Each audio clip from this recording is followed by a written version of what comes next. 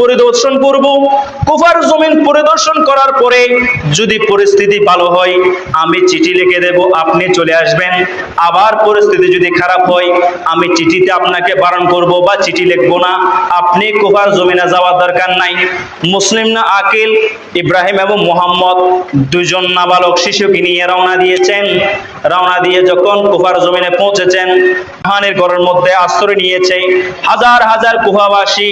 রাওয়ায়াতের মধ্যে এক বর্ণনায় আছে 18,000 মানুষ একদিনে বায়াত নিয়েছে ইমাম মুসলিম না আকিলের হাতে ইমাম হোসেনের পক্ষে। জোরে বলুন সুবহানাল্লাহ। একদিন 18,000 বায়াত নিয়েছে। আর এদিকে ইমাম মুসলিম না আকিল খুশি মনে ইমাম হুসাইনকে চিঠি লিখলেন, ও আলী মাকাম, ইমামে আলী মাকাম, আপনি আর দেরি করবেন না।